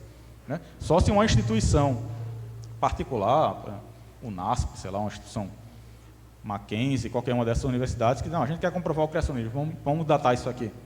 Aí sim, mas numa universidade pública é muito difícil. Aqui, ó, fósseis de pterossauros, né? Excelente estado de preservação de aves também. Mínimos detalhes, tudo isso preservado durante o dilúvio nesses depósitos tipo Lagerstätten. Próximo slide, a gente está acabando. Lembra do meteoro lá que matou os dinossauros? Né? Eu falei que a coluna geológica ela não é uniforme, ela está espalhada em vários pontos do planeta e que ela representa diferenças ambientais e não uma sequência cronológica evolutiva. Cada pontinho desse é um evento de extinção, ordoviciano, devoniano, aqui, ó, ordoviciano, 434 milhões de anos, no devoniano, 354, quando o selacanto é fossilizado, aqui no Permiano, outra extinção, aqui no Triássico, outra extinção, e aqui no limite Cretáceo-Terciário, ou Cretáceo-Paleógeno, uma outra extinção. Na verdade, essas extinções são contemporâneas, só que elas estão em ambientes diferentes, entendeu? Então, ao mesmo tempo, está acontecendo erupção vulcânica, terremotos, maremotos, tsunamis, enchentes e, segundo alguns criacionistas, quedas de meteoros também. Tá? Só que o que matou os dinossauros não pode ter sido o meteoro em si. Por quê? Embora ele tenha caído aqui, nesse ambiente, o meteoro não fossiliza nada. Então, como a gente viu, o mesmo evento que matou foi o que preservou. Então, não pode ter sido o meteoro que extinguiu os dinossauros. Tem que ser o dilúvio, porque para fossilizar você não precisa de um meteoro, você precisa de água. Alguns criacionistas acreditam que os meteoros foram importantes porque eles quebraram a crosta da Terra para a água sair de baixo para cima. Eu não sei, né, não é minha área, então eu não posso confirmar, mas existe essa hipótese também. Ali a camada de irídium do meteoro, ele pode ter caído 10 vezes aqui, mas ele não tem capacidade de preservar fósseis, tem que ter água. Próximo slide, acho que a gente está acabando agora. Essa citação é de Ellen White, tá? Spiritual Gifts. Havia uma classe de animais muito grandes que pereceram no dilúvio. Deus sabia que a força do homem diminuiria e esses enormes animais não poderiam ser controlados por homens frágeis. É uma citação muito interessante, né? Ela é bem incisiva assim. E ela não fala dinossauros, tá? Ela não usa a palavra dinossauros. Ela fala uma classe de animais, cadê? Muito grandes que pereceram no dilúvio. É possível que sejam os dinossauros, porque quando Deus criou o homem, ele criou Adão e Eva enormes, né? Por isso que a Bíblia fala, havia gigantes, porque quando Deus criou o homem, todos eram gigantes. Depois do dilúvio, eles começaram a diminuir de tamanho. E Deus sabia, olha, se você levar uma carreira de um pitbull, vai ser uma experiência muito desagradável. Eu garanto a você que não vai ser nada agradável. E se ele te pegar, a probabilidade dele te matar é muito grande. Imagine levar uma carreira de um bicho com 8 toneladas, né, com a boca que dá para engolir um púlpito desse todo. Então, para o homem conviver, imagina um homem ali, né, saindo da arca, convivendo com esses animais, não teria como. Então é muito provável que essas espécies, principalmente essas carnívoras que eram perigosas, não entraram na arca. Também o interessante é o homem que convivia com elas antes do dilúvio. Exatamente. É ainda um problema para os criacionistas, porque a gente não encontrou evidências fósseis do homem coexistindo com os dinossauros. Ainda não. Ellen White fala que sim, mas ela não diz onde. Então fica difícil para a gente verificar. Ela fala que sim, claramente que sim. Ela não fala dinossauro, ela fala homens, animais, está tudo junto. Mas a gente não tem uma evidência fóssil que comprove, por exemplo, pegada de dinossauro com pegada de humanos. Foram falsificações. Até onde se sabe, foram falsificadas. Tá? Então a gente não pode usar essa evidência para comprovar. Seria complicado, né? Então a gente não tem essa evidência ainda de que eles conviveram. Isso pode ser porque o ambiente onde eles viviam era outro. Então você não vê hoje na África, no Egito, as pessoas vivendo lado a lado dos crocodilos do Nilo, por exemplo. Então existe uma diferença de ambiente, né? E também uma questão de proteção. Por exemplo, se ocorrer uma catástrofe na África, você não vai encontrar o esqueleto de um esqueci o nome da etnia agora, de uma etnia qualquer, do lado de um esqueleto de um leão, por exemplo, porque eles, embora estejam no mesmo continente, eles habitam áreas separadas, eles evitam o contato, né, entre eles, né? Então, essa é uma explicação bastante plausível de que todos os dinossauros, sobretudo esses carnívoros, pereceram no dilúvio e que não entraram na arca.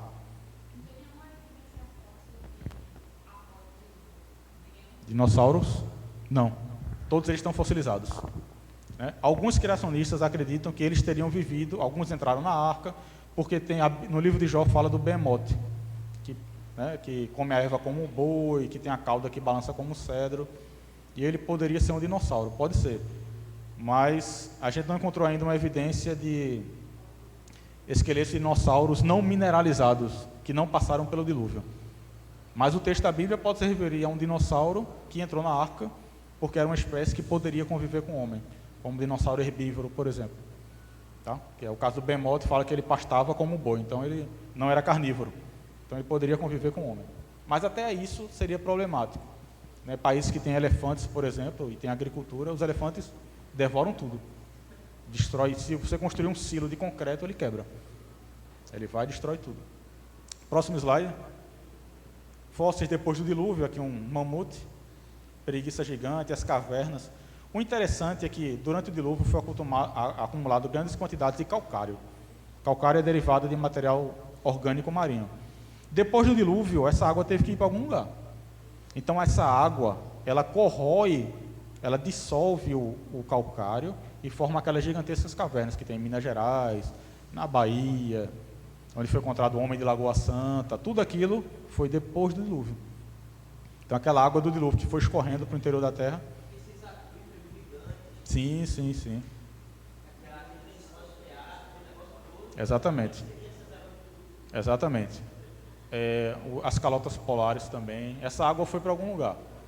Então a água da chuva que caiu lá nos polos começou a congelar. E essa água que ficava na superfície, ela foi entrando pelas essas cavernas calcárias. Né? E Deus, ele trabalha respeitando as suas próprias leis naturais. Ele não fez a água desaparecer num passe mágico. Então essa água, Ellen White fala que ela fez uma viagem, se eu não me engano, para a Suíça, e ela viu uma montanha bem lisa. E ela disse que Deus mostrou para ela que aquela montanha era lisa, porque durante séculos a água do dilúvio escorreu por ela. Depois do dilúvio. Então essa água não desapareceu do dia para a noite. Quando Noé fala que a terra estava enxuta, era o que ele poderia. Noé não tinha Google Earth, né, para saber o que estava acontecendo, não tinha satélite. Então na região onde ele estava, no alto da montanha, aqui está seco, a gente pode habitar. Então Noé ficou habitando naquele vale e a água foi lentamente baixando. Próximo slide. Conclusões, né? Peço perdão pela demora, sei que demorou um pouco. Mas eu penso assim, que esses momentos, como são tão raros, é bom a gente aproveitar, né? Conclusões. Os fósseis, eles não contradizem a Bíblia. Pelo contrário, né? Eles confirmam o dilúvio. A maioria foi formada durante o dilúvio, né? Os fósseis não são encontrados numa sequência evolutiva, a gente viu isso, eles são encontrados mais ou menos no ambiente onde eles viviam, não na sequência evolutiva. A maior parte dos fósseis é coerente com as evidências esperadas para um dilúvio global,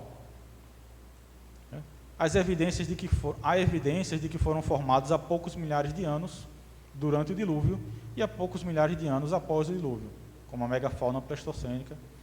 Então, durante o dilúvio, você tem fósseis de dinossauros, peixes, de árvores, de animais marinhos. E depois do dilúvio, você tem fósseis principalmente de grandes mamíferos que não suportaram as mudanças ambientais pós-dilúvio. Alguns morreram por questão da caça e por questão também das mudanças climáticas. Aqueles grandes mamutes que vivem no Canadá, nos Estados Unidos, foram caçados. Os grandes bisões, que ainda existem uma espécie de bisão nos Estados Unidos, mas muitos foram extintos por causa do ambiente e por causa da ação do homem, mais posterior ao dilúvio. Bem, próximo slide. Aqui estão as referências, né, se alguém quiser conferir. Né, tem aqui as referências, eu acredito que são todas aqui, você pode ou adquirir os livros, ou procurar um PDF, enfim. Mas está tudo aqui, para ninguém dizer que foi um devaneio da minha mente e tal, que não tem nenhuma base. Está tudo aqui, todas as referências estão aqui. Agradeço a presença de vocês, peço desculpa a demora, mas é um tipo de conteúdo que, se você deixar pela metade, termina gerando um problema lá na frente, porque um estudante entra num curso universitário de biologia, por exemplo.